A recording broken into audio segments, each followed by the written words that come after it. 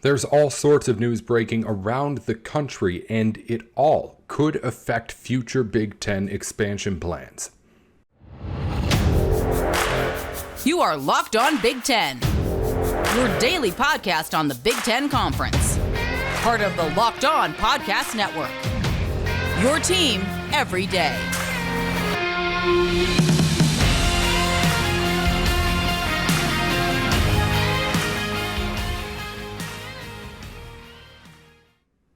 Hey there, you're tuned in to Locked On Big Ten, where you can get everything that you need to know about the conference every day of the week. I'm Nate Dickinson. Thank you for making Locked On Big Ten your first listen every day. We are free and available wherever you get your podcasts, and if you're one of our everydayers, you're up to date on what you need to know, what's going on around the conference we all love. Coming up on today's show, we're going to talk a whole lot of expansion. Paul Feinbaum has thoughts on where the Big Ten should go next in its expansion search. And also, we've got reports of new leadership at USC and a new deal involving revenue in the ACC. Let's start by getting into all of that. Before we do, if you hear some stuff that sounds like thunder during today's podcast, it's because I'm in the middle of a thunderstorm recording this one. So hopefully power doesn't go out while we're recording and I have to redo all this. You may hear some thunder. If you subscribe on YouTube, which you should, Locked On Big Ten 10 at the end when you type it out, not TEN. You may see some flashes of lightning too, but it's all part of the experience. Hopefully it doesn't interrupt us too much. Let's get into things here on today's program. Let's talk about first the biggest news from around the ACC, in that there is a new revenue distribution deal for the conference. And it is basically, it looks like, not all the specifics are out yet, the deal that we talked about previously on this show last week regarding a new unbalanced revenue stream for schools depending on postseason success. The deal that has been struck is as follows. According to the new provision, starting in the 2024 and 2025 school year, ACC schools will be able to make more money if they get to one of two postseason tournaments: the NCAA men's basketball tournament and, of course, the college football playoff. This change coincides with the playoff going from 4 to 12 teams come that season. So, in theory, the ACC would have some more money to spend around to its member schools. Here's the biggest stipulation of that, though, if you ask me. This new change in power and change in the shift of where the money goes, it does not impact at all the media rights deal. The money that schools would be getting extra would be coming directly from the revenue made by the conference by being in the college football playoff / NCAA tournament. So as far as the money that each school is getting directly from the media rights deal, that does not change for the ACC. As far as TV money goes, every school is still getting the same amount. So, as we pointed out before, a school could make north of $10 million more, according to Florida State, their AD that is, depending on if they make that college football playoff. However, none of that money is taking away any of the media money from the other schools in the ACC. So you don't get penalized for not making the college football playoff. You just get rewarded if you do. And technically other schools would get penalized by not getting a bigger share of the college football playoff revenue money. But as far as media deal money goes, it's all staying the same. There is no change to any of that, which is why, if you ask me, there is no change in my opinion on all of this. This is, once again, a move to try and put a Band-Aid on a much, much bigger problem, as I said before. This is when you get a dog, because the relationship isn't going well, and you want to try and save it. So you think, you know what, a puppy will bring us together. And maybe it works, but in all likelihood, if it does, it's not the puppy that was the reason why you actually got back together. This is one person saying, please don't leave. Let's try to work this out. And the other person, this case, the 7 schools who were looking at that media rights deal, saying, you know what, all right, let's try and make this work. Here's a direct quote from ACC Commissioner Jim Phillips. You tell me this doesn't sound like someone desperate to stay in this relationship. And in fact, just put yourself in the shoes of as if the ACC is a guy trying to stay together and these schools are the other person in the partnership trying to get out, but at the end saying, you know what, we'll try and make things work. Here's the quote from Jim Phillips. Quote, "I applaud their thoughtfulness and continued commitment to working collectively. As we've communicated consistently, we remain dedicated to exploring all options to enhance support for our member institutions and their student athletes." That's Jim Phillips. If you take out member institutions and their student athletes and replace that with relationship, we're doing and exploring all options to enhance support for our relationship. I mean, that's it. The ACC is desperately trying to hold on to these schools.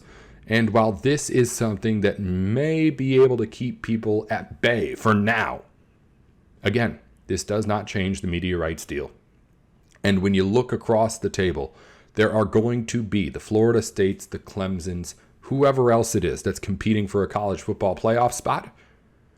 Even if they make it, they're going to be looking over, and I said it before, I'll say it again. They're going to be asking, why is Indiana getting $30 million more in media money than we are? Indiana's not drawing the same TV audience that we are, if you're a premier ACC football program. That's just the thick and thin of it.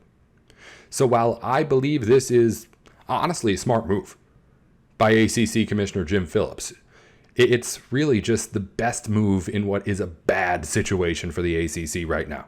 They are still far, far away from making everybody happy. This is going to, at the very most, buy some time, if you ask me. This is not something that fixes the problem in the ACC. That's all on that front. Let's head back over to the other coast and the school that's already joining the Big Ten in USC. Big news, their athletic director stepped down in surprising fashion in what has turned out to be some potential allegations in workplace conduct for him. But we'll not talk about that right now. We're here to talk about the new woman in charge of what's going to be the transition for USC over to the Big Ten. Her name is Dr. Denise Kwok. She is somebody who has been in the USC system before, somehow now has a shorter title. She was previously Executive Senior Associate Athletic Director for Student Athlete Development. She's now an interim executive administrator. So basically, she'll be taking over things in the athletic conference as USC tries to find a new AD, but the school really just recognizing that, hey, we kind of need somebody in charge for this. And not just one person. Denise Kwok will not be the only person. She has been tasked with, and I quote from USC President Carol Folt, to, quote, ensure USC continues to function seamlessly during the transition and complete its preparation for joining the Big Ten Conference. So along with Kwok, there will be 3 outside members joining this panel of a transition team. It includes Penn State and Cal former athletic director Sandy Barber, former Duke CFO and Deputy of Athletics Mitch Moser, and former Big 12 Commissioner Kevin Weiberg. Also, 4 people from internally at USC are going to be jumping onto this too. So this whole team really is just to make sure that the transition to the Big Ten goes smoothly. And to be honest, I don't think they're going anywhere. Even when USC does hire another athletic director, yes, maybe he takes over. But I believe this team is a team that's in it for the long haul of this transition process. And losing your old AD is really just an excuse and reason to get this committee put together faster. Again, it's a smart move. But it's something that is purely for helping the Big Ten and getting this transition done easily. I don't think they really want Kwok or any of these people really to do anything much else, unless, of course, the situation arises where they have to. I wouldn't be surprised if, again, they hire an AD and this committee, or whatever they are choosing to call it, stays together for the duration of this transition. Because, again, this is something that they probably needed to have anyway, and now you get to add in, all right, you're going to handle things in the athletic department too while we get this transition done. Now, this is good news for the Big Ten, if you ask me. Just because, again, these people have been brought in solely to make this process as easy as possible for USC, but also in turn for the Big Ten as well. So, good news across the board, if you ask me. 1, the ACC deal isn't a fix, so you could still snag schools from there. And 2, USC is now basically saying, hey, we just want to make sure we get into the Big Ten as easily as possible. We will do things not your way, but we're making a concerted effort to work with you on this one. So those are all good things. And in college, sports and the politics of it, making things as easy as that is not always so easy. So I think we need to be grateful for USC at least having the foresight to know that they need these people doing this job. Coming up, we're going to talk about transitions and additions and expansion a little bit more. Paul Feinbaum has comments on where he thinks the Big Ten should go next, but it's interesting a little bit more to me at least. The school that he said the Big Ten he didn't think would go after right away, because it brings up all the questions about that ACC that I think need answered before the Big Ten goes after any of those schools on the coast. We'll talk about that in just a minute here on Locked On Big Ten. But before we get into that, a reminder that you need to try out Birddogs, the shorts that are made for anywhere and comfortable anywhere too. Birddogs are shorts with a built-in inseam liner, which means that you're going to be comfortable all the time when you're wearing them. They're soft, they feel good, and they look good too. You can do these or take these things, wear them anywhere. You want to go to the beach? Put on your Birddogs. You're going on a date? You can put on your Birddogs. They look nice too. You're going to work out. You can do it in your Birddogs shorts. They are all-purpose. They fit good. They're comfortable, and they're versatile as well. Birddogs is the entire package, all in one really, really good pair of shorts. They sent us some here with the Locked On hosts, and they are extremely, extremely high quality. I know everyone here at the network is loving them, becoming a favorite sponsor of ours, which is not something we say about all the sponsors here. So if you want to get in on the action, you can head on over to birddogs.com/lockedoncollege and use the promo code, which is also lockedoncollege, and they'll throw in a free custom Birddogs Yeti style tumbler with every order too. So you get good shorts, you get a surprisingly high quality tumbler too. They sent us one of those as well, and it's all over at birddogs.com/lockedoncollege, promo code lockedoncollege. Head on over there right now and get in on this deal. All right, let's talk a little bit more football here. Before we had news, now we have speculation. And when it comes to college football, nobody does it quite better than Paul Feinbaum, right? The SEC guru also likes to dabble in the other conferences as well. And he spoke on Big Ten expansion earlier this week, saying that, one, he thinks the most likely candidates are Washington and Oregon for Big Ten expansion next. That's not surprising. We've talked plenty about those two schools, and they've been at the top of the list, I think, for a little while now. The more interesting tidbit, if you ask me, was Feinbaum's comments on potentially a North Carolina joining.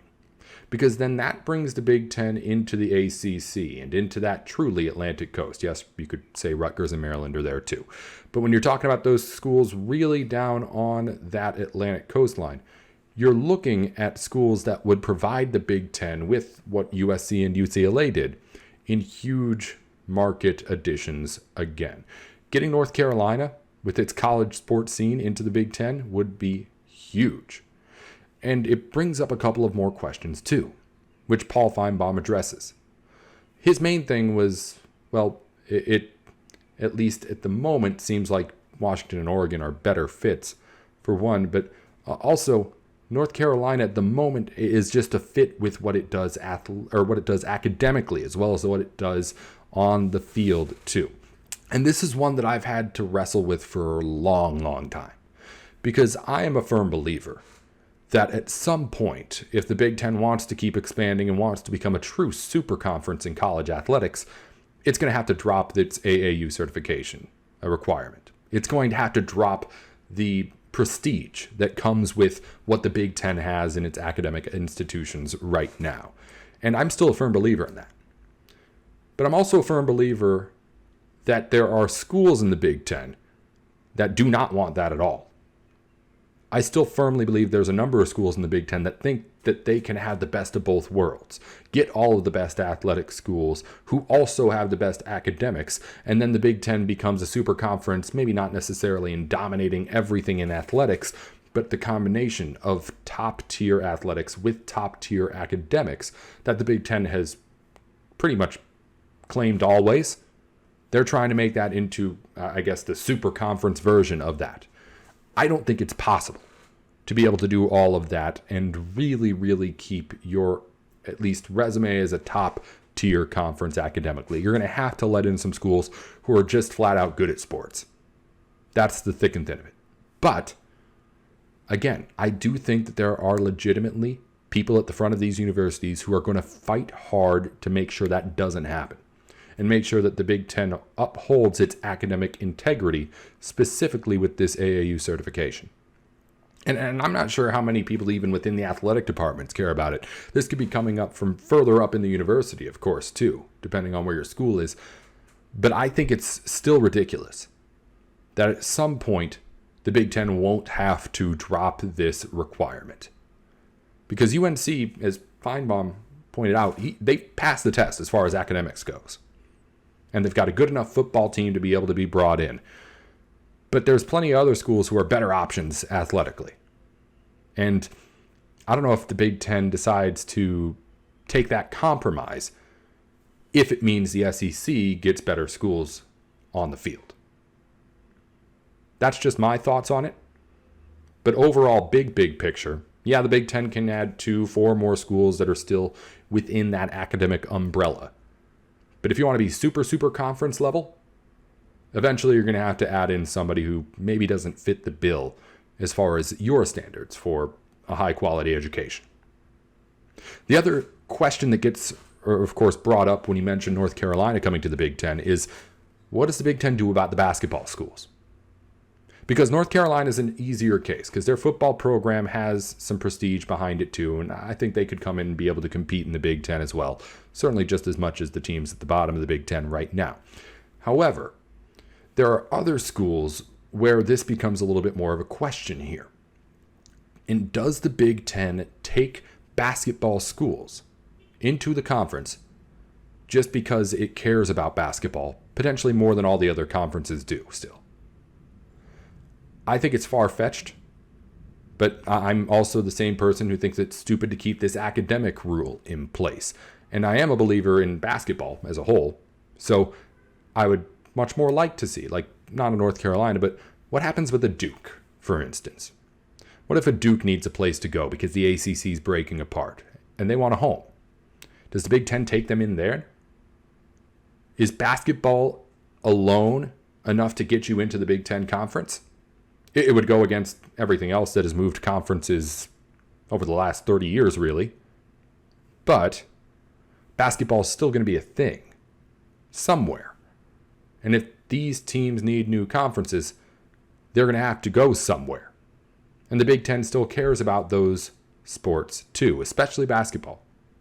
So I don't know what happens to a Duke when everything breaks down, to a Syracuse, to just give an example of a basketball school. They haven't been doing terribly well as of late.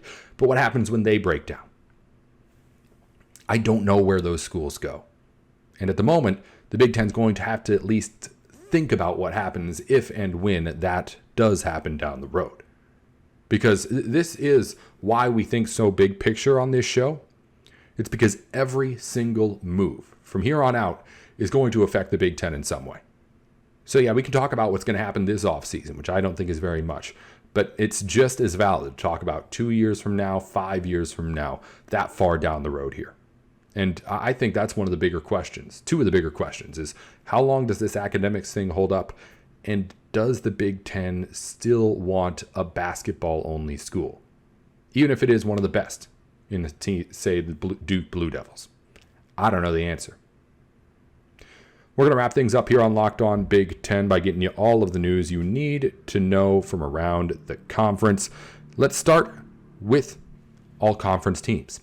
Athlon Sports is a big preseason predictions website. They get all sorts of clicks during this time of year, and they know it too because they release these all-conference teams on their websites for the upcoming season, and they put not one all-conference, not a second all-conference, not a third team all-conference, but 4 all-conference Big Ten teams, just so they can make sure they get clicks all across the conference. So these numbers are a little bit inflated, but across 4 all-conference teams published by Athlon, Ohio State leads the way with 20 players, Michigan has 17, Penn State 13, Iowa 12, and Illinois 11 are all the schools that get double-digit players on the list.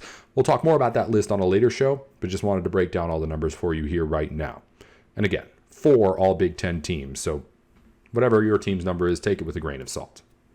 In recruiting news, We've got all sorts of stuff to tell you about. Unranked interior offensive lineman Julius Tate has committed to Northwestern. Also, a whole bunch of quarterbacks committing in the Big Ten. 3-star quarterback Timothy Carpenter has committed to Indiana. 3-star quarterback Ethan Grunkmeyer has committed to Penn State. And 3-star quarterback Daniel Kalin has committed to Nebraska. It's big news under center across the Big Ten. When we have Brian Smith on next, we're going to have to ask him about those signal callers, who he likes out of the 3-star commits there, and we'll get to anything else that happens in the Big Ten Conference next time you hear from us on Locked On Big Ten. Until then, this has been Locked On Big Ten, the place to go for everything you need to know on what's going on in the conference. Follow us wherever you get your podcasts, on YouTube and on Twitter too, at Locked On Big Ten. 10 at the end, not TEN when you type it out. And I'm Nate Dickinson, at Nate with Sports on Twitter. We'll be back tomorrow with more here on Locked On Big Ten. Until then, Nate Dickinson with Locked On.